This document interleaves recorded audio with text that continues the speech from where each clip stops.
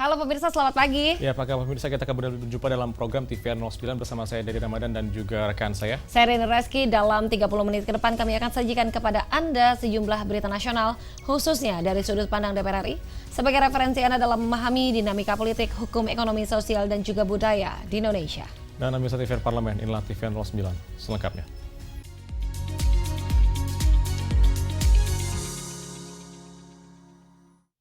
Pemirsa, di tengah tren penurunan produksi migas nasional, Komisi 12 DPR RI menilai langkah eksplorasi Pertamina belum cukup agresif, sehingga target kenaikan lifting minyak tahun 2026 masih sangat terbatas. Di tengah tren penurunan produksi migas nasional, Komisi 12 DPR RI menilai langkah eksplorasi Pertamina belum cukup agresif. Akibatnya, target kenaikan lifting minyak tahun 2026 dinilai masih sangat terbatas. Anggota Komisi 12 DPR RI Ramson Siagian menyoroti target lifting minyak nasional tahun 2026 yang hanya meningkat sekitar 8.000 barel per hari dibandingkan tahun 2025. Menurutnya, angka tersebut belum menunjukkan percepatan yang signifikan dalam upaya meningkatkan produksi migas nasional. Ramson menilai penurunan produksi dari lapangan migas tua atau natural decline harus diimbangi dengan percepatan eksplorasi sumur dan wilayah kerja baru. Namun hingga kini, proses eksplorasi dinilai masih berjalan lambat, sehingga belum mampu mendorong peningkatan produksi secara optimal. Sistemnya itu terkontrol, bisa langsung di meja Pak Dirut di kantor atau di rumah. Bagaimana pergerakan kalau setiap ada perencanaan mau eksplorasi semua sampai ke akhirnya nanti eksploitasi sampai ke produksi semua terlihat di situ. Harus dikontrol juga, Pak. Jangan business as usual. Jadi harus progresif. Ramson menambahkan Pertamina perlu meninggalkan pola kerja bisnis as usual dan lebih progresif dalam mengawal proyek eksplorasi. Menurutnya, sistem pengawasan yang terintegrasi perlu diterapkan agar proses eksplorasi hingga produksi dapat terpantau secara real time. Komisi 12 DPR RI berharap langkah tersebut mampu mempercepat penemuan cadangan baru sekaligus meningkatkan produksi migas nasional. Elvi dan Kiki, TVR Parlemen melaporkan. DPR RI menegaskan kesiapannya membahas revisi Undang-Undang Pemilu, di mana seluruh fraksi di Komisi 2 DPR RI disebut telah siap mengaji naskah akademik dan juga rancangan perubahan pasal, dengan menekan partisipasi publik serta kehati-hatian agar regulasi yang dihasilkan lebih kuat secara konstitusional. DPR RI menegaskan kesiapannya membahas revisi Undang-Undang Pemilu. Seluruh fraksi di Komisi 2 DPR RI disebutlah siap mengkaji naskah akademik dan rancangan perubahan pasal dengan menekankan partisipasi publik serta kehati-hatian agar regulasi yang dihasilkan lebih kuat secara konstitusional. Wakil Ketua DPR RI Sufmi Dasko Ahmad menyatakan kesiapan DPR RI dalam membahas revisi Undang-Undang Pemilu tidak perlu diragukan. Menurutnya, pimpinan Komisi 2 DPR RI telah menyampaikan bahwa seluruh fraksi siap membahas naskah akademik maupun rancangan pasal-pasal yang akan direvisi. Dalam proses pembahasannya, DPR RI juga berkomitmen membuka ruang partisipasi publik secara luas. Masukan dari berbagai elemen masyarakat dinilai penting untuk memperkaya substansi revisi dan menyempurnakan sistem pemilu ke depan. Sehingga saya pikir kesiapan DPR RI dalam hal revisi Undang-Undang Pemilu tidak perlu diragukan. Nah, dalam waktu dekat, pimpinan Komisi 2 akan menggelar partisipasi publik yang tentunya akan lebih banyak menerima masukan untuk memperkaya hal-hal yang harus direvisi. Karena ini pembuat undang-undang adalah DPR dan pemerintah. Seperti yang lalu-lalu kami akan membuat revisi ini menjadi usul inisiatif DPR RI. Dasko menegaskan, DPR RI dan pemerintah akan lebih cermat dalam menyusun revisi Undang-Undang Pemilu. Hal ini dilakukan agar produk hukum yang dihasilkan memiliki landasan yang kuat dan tidak mudah digugat di Mahkamah Konstitusi. Zikri Denus dan Arif Naka, TVR Parlemen melaporkan. Pemirsa, DPR RI resmi memulai pembahasan rancangan undang-undang tentang daerah kepulauan dengan mengesahkan susunan pimpinan panitia khusus. Informasi selengkapnya jangan kemana-mana, tetaplah bersama kami di TVR 09.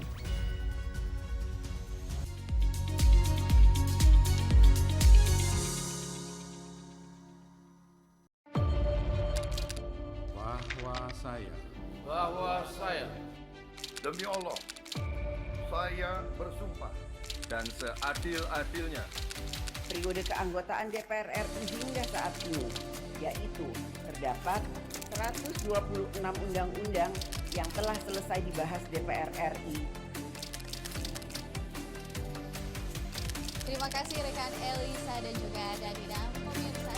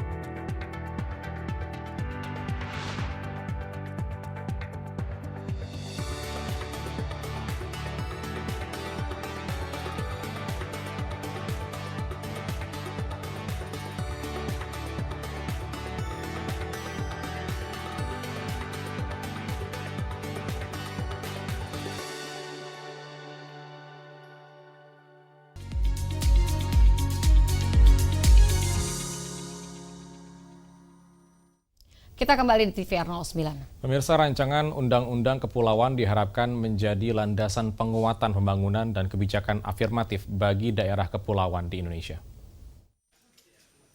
DPR RI resmi memulai pembahasan rancangan undang-undang tentang daerah kepulauan dengan mengesahkan susunan pimpinan panitia khusus atau pansus. Regulasi ini diharapkan menjadi landasan penguatan pembangunan dan kebijakan afirmatif bagi daerah kepulauan di Indonesia. Wakil Ketua DPR RI Cucun Ahmad Syamsur Rijal resmi mengesahkan Mercy Christy Barens sebagai pimpinan pansus rancangan undang-undang tentang daerah kepulauan. Pansus ini akan bertugas membahas materi RUU yang diusulkan DPD RI tersebut. Cucun menekankan agar tim pansus dapat bekerja secara intensif dan efektif dengan memanfaatkan waktu yang tersedia. Hal ini penting agar proses pembahasan dapat diselesaikan tepat waktu dan tidak berlarut hingga akhir masa sidang. Ini kan merupakan usul dari DPD semua tentang RUU daerah kepulauan. Kita berharap tim pansus ini bisa bekerja secara intensif, kemudian juga mereka betul-betul efektif memanfaatkan waktu. Jangan sampai nanti di akhir masa sidang masih belum selesai, akhir masa sidang selesai. Kita berharap tim pansus ini bisa segera menyelesaikan tentang RUU kepulauan ini. Salah satu isu penting dalam pembahasan RUU ini adalah pengaturan dana afirmasi bagi daerah kepulauan. Untuk itu, DPR RI akan berkoordinasi dengan berbagai pemangku kepentingan, termasuk Badan Anggaran dan pemerintah, guna menyelaraskan substansi kebijakan yang diatur. Melalui pembahasan RUU daerah kepulauan ini, DPR RI berharap dapat menghasilkan regulasi yang mampu menjawab kebutuhan khusus wilayah kepulauan, serta mendorong pemerataan pembangunan di seluruh tanah air. Bani, TVR Parlemen melaporkan. Komisi 5 DPR RI dorong Kementerian Pekerjaan Umum segera tuntaskan pembangunan jaringan irigasi pada sejumlah bendungan yang telah dibangun pemerintah. Komisi 5 DPR RI mendorong Kementerian Pekerjaan Umum untuk segera menuntaskan pembangunan jaringan irigasi pada sejumlah bendungan yang telah dibangun pemerintah. Menurut anggota Komisi 5 DPR RI Mori Hanafi, keberadaan bendungan tanpa dukungan jaringan irigasi yang memadai membuat manfaatnya belum optimal bagi sektor pertanian dan ketahanan pangan nasional. Saat ini masih banyak bendungan yang belum didukung jaringan irigasi secara memadai, sehingga pemanfaatannya belum maksimal bagi masyarakat, khususnya untuk sektor pertanian. Negara telah mengeluarkan anggaran besar untuk pembangunan bendungan, sehingga penyelesaian jaringan irigasi harus menjadi prioritas agar infrastruktur tersebut dapat berfungsi secara optimal. Sampai 97 triliun, tapi nggak bisa dipakai. Nah, tentunya kan harus dituntaskan. Nah, untuk menuntaskan ini juga nggak mudah. Karena satu bendungan aja, itu jaringan irigasi yang harus kita buat, itu hektarnya tuh di atas 2.000, di atas 3.000 hektar.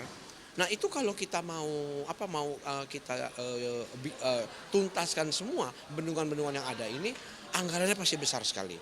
Tapi bagaimanapun juga, menurut pendapat saya, itu harus dicicil. Kalau nggak dicicil, mau kapan? Sementara bendungan itu triliunan dibuat. Dia anggaran triliunan, kemudian nggak bisa dipakai apa-apa. Spam untuk air minum nggak bisa dipakai, kemudian untuk irigasi dia minim sekali, ya bukan nggak ada ya, tapi minim ya.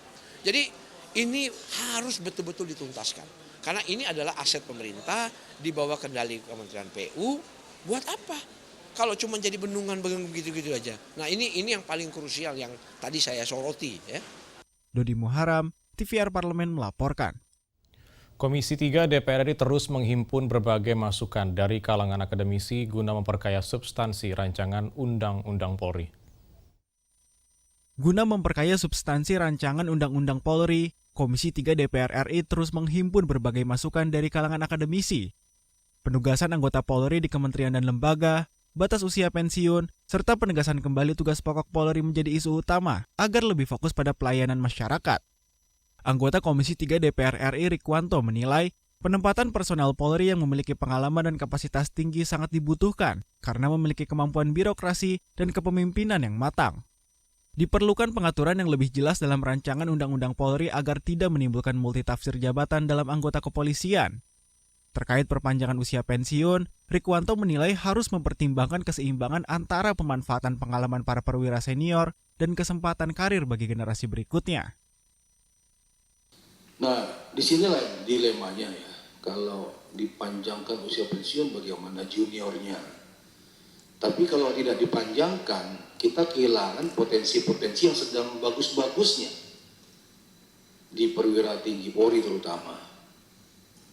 Pikirannya sedang luar biasa ya, dari perpaduan antara kebijakan dan knowledge. Ya, jadi dapatnya wise dan knowledge-nya itu luar biasa. Nah, di sini dilematisnya, berapa kira-kira pantasnya dari 58 tahun itu, apa ke 59, 60, 61, 62, 63. Kehadiran polisi yang dirasakan langsung oleh masyarakat menjadi indikator penting keberhasilan institusi kepolisian, sehingga perlu terus disesuaikan dengan perkembangan teknologi dan kebutuhan publik. Andini dan Kiki, TVR Parlemen melaporkan. Pelestarian cagar budaya menjadi bagian penting dalam menjaga identitas dan juga sejarah bangsa di tengah pesatnya pembangunan. DPR RI mendorong hadirnya insentif pajak sebagai bentuk dukungan bagi upaya perlindungan dan perawatan aset-aset cagar budaya di berbagai daerah. Informasi selengkapnya akan kami hadirkan sesaat lagi, tetaplah di TVR 09.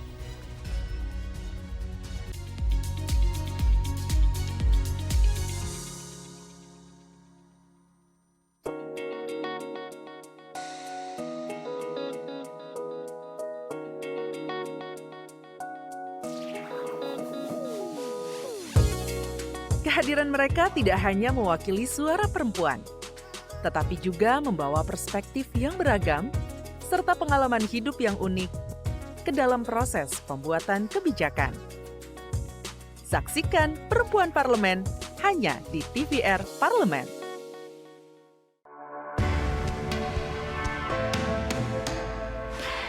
Dari ruang sidang Senayan, Jakarta, menyajikan liputan langsung kinerja DPR RI.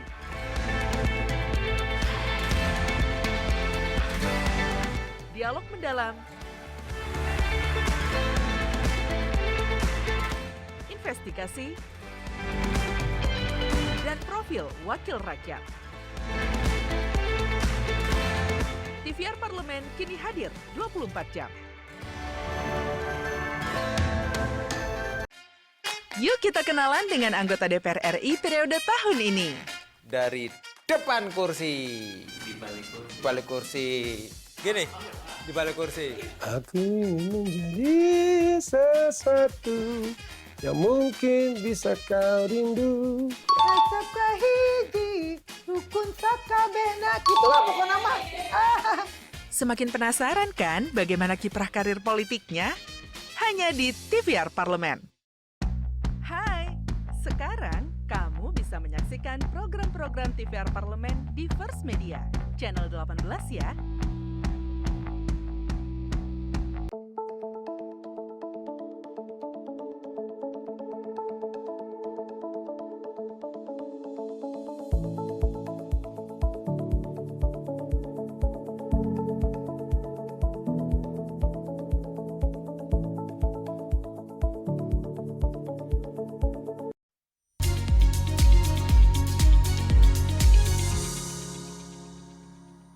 Kembali di TVR 09. Pemirsa, DPR RI mendorong pemberian insentif pajak sebagai langkah konkret untuk mendukung perlindungan dan juga keberlanjutan aset cagar budaya di Indonesia. Kebijakan ini juga diharapkan mampu memperkuat sinergi antara pemerintah dan masyarakat dalam upaya pelestarian budaya. Mari kita simak liputan mendalam yang telah dikemas oleh tim redaksi TVR Parlemen dalam segmen Lensa Parlemen. Berikut ini.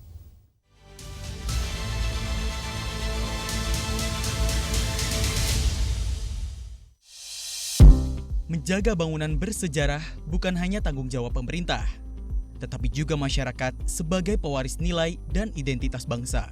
Namun, tingginya beban pajak kerap menjadi kendala dalam upaya pelestarian cagar budaya. Karena itu, Komisi 10 DPR RI mendorong hadirnya insentif pajak bagi pemilik bangunan bersejarah agar warisan budaya tetap terjaga. Panitia Kerja Perlindungan dan Pemanfaatan Cagar Budaya Komisi 10 DPR RI bersama Kementerian Kebudayaan, Indonesia Heritage Agency, dan Asosiasi Museum Indonesia mengusulkan pemberian insentif berupa keringanan hingga penghapusan pajak bumi dan bangunan bagi pemilik cagar budaya. Ada insentif. Saya sedih sekali, saya dibesarkan di kota Purwokerto. Itu dulu banyak sekali rumah-rumah Belanda yang bagus-bagus, karena kalau pulang makin hancur. Dirubah sudah jadi showroom mobil. Padahal itu rumah dari abad 18. Kenapa? Ahli warisnya dia bilang, ya saya udah nggak kuat bayar pajak, nggak kuat bayar PBB. Ini juga terjadi di Jakarta. Mungkin ini bisa menjadi bahan dari panja yang diusulkan. Sekali lagi sesuai dengan apa yang disampaikan Pak Putu, ini bisa menjadi insentif.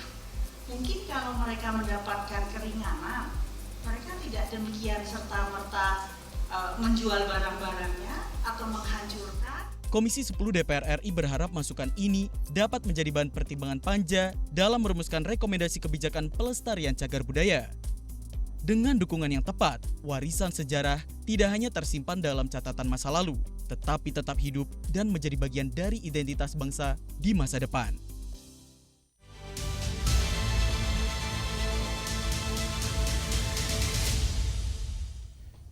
Pemirsa, masyarakat Baduy di Banten dikenal sebagai komunitas adat yang konsisten menjaga tradisi dan juga keseimbangan alam. Menariknya, masyarakat Baduy hidup dengan prinsip kesederhanaan, menolak modernisasi dan juga menjaga keharmonisan dengan lingkungan.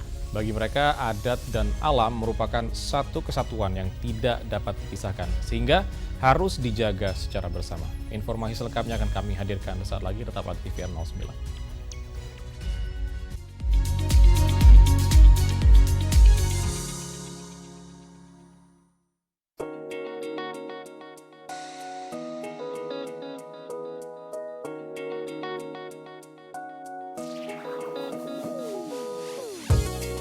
Kehadiran mereka tidak hanya mewakili suara perempuan, tetapi juga membawa perspektif yang beragam serta pengalaman hidup yang unik ke dalam proses pembuatan kebijakan. Saksikan Perempuan Parlemen hanya di TVR Parlemen. Hai, sekarang kamu bisa menyaksikan program-program TVR Parlemen di First Media, channel 18 ya.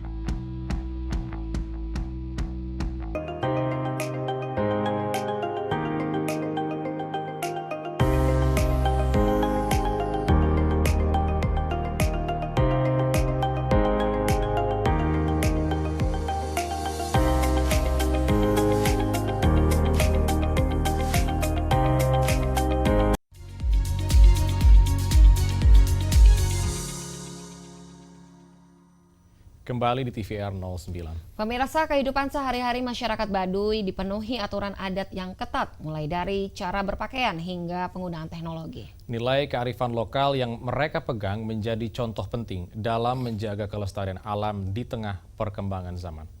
Selanjutnya kita akan menyaksikan kisah masyarakat Baduy menjaga adat menjaga alam dalam segmen Intips, Informasi dan Tips. Berikut ini.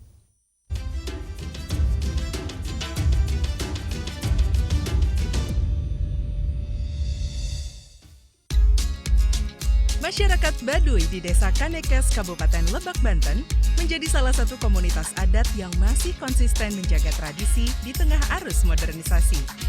Untuk mencapai perkampungan ini, pengunjung harus menempuh perjalanan dengan berjalan kaki, menyusuri jalan tanah, melintasi jembatan bambu, dan menyeberangi sungai. Perjalanan tersebut seakan menjadi batas antara dunia modern dan kehidupan yang berjalan lebih perlahan.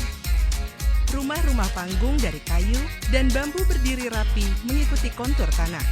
Tidak ada listrik, tidak ada kendaraan bermotor, tidak ada suara mesin. Yang terdengar hanyalah langkah kaki, suara anak-anak, dan gemericik air sungai. Kehidupan masyarakat Baduy diatur oleh Pikukuk atau aturan adat yang diwariskan turun-temurun. Aturan ini mengatur cara berpakaian, cara bertani, cara membangun rumah, hingga cara berinteraksi dengan alam.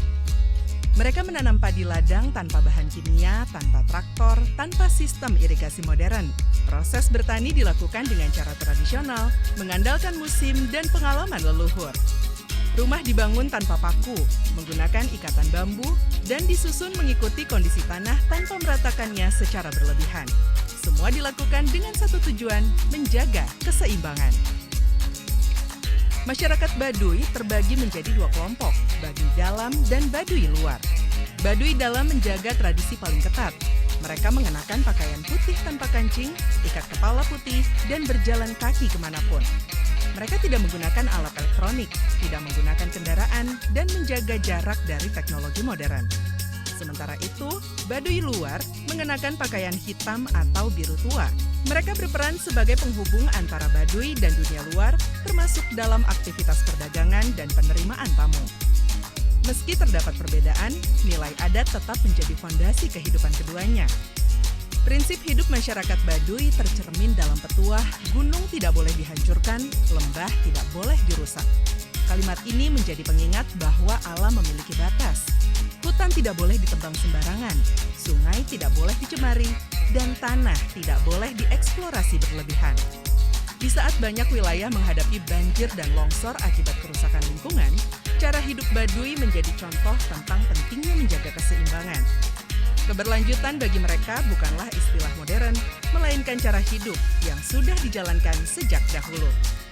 Di tengah perkembangan teknologi dan informasi yang begitu cepat, masyarakat Baduy memilih hidup sederhana.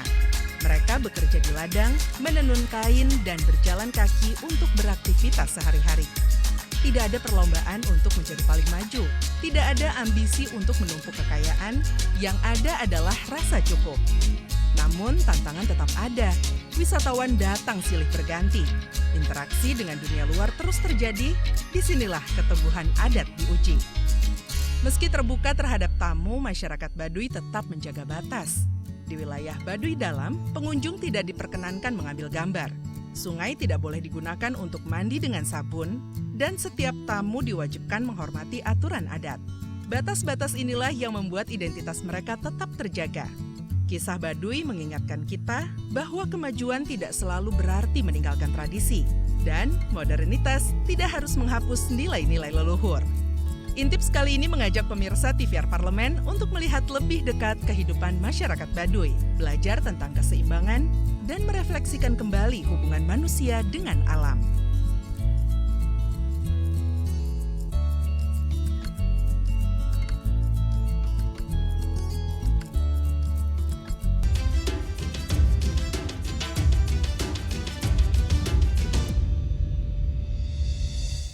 Dan pemirsa, di penghujung acara kami hadirkan kepada Anda DPR RI pada hari ini, Senin 8 Juni 2026. Pada pukul 10 waktu Indonesia Barat, Komisi 2 DPR RI rapat kerja, rapat dengar pendapat dan rapat dengar pendapat umum dengan Menteri Pan-RB, Mendagri, Gubernur Sumut, Gubernur Jambi, Gubernur Jatim, Gubernur NTB, Gubernur Kalbar, Gubernur Sulteng, Gubernur Kaltim, Gubernur Papua, Gubernur Maluku, dan Gubernur Maluku Utara. 5 orang perwakilan dari APKASI, Ketua Dewan Pengurus APEKSI, Sekjen APEKSI, dan Bendahara APEKSI guna membahas permasalahan P3K dan honorer, serta relaksasi kebijakan dan penyusunan regulasi atas besaran belanja pegawai di pemerintah daerah yang melebihi 30% APBD. Sedangkan pada pukul 13 waktu Indonesia Barat, Komisi 8 DPR RI menggelar rapat kerja dengan Menteri Agama Republik Indonesia dengan agenda yaitu pengawasan terkait kasus dugaan kekerasan seksual terhadap anak di lingkungan pondok pesantren dan juga isu-isu aktual lainnya.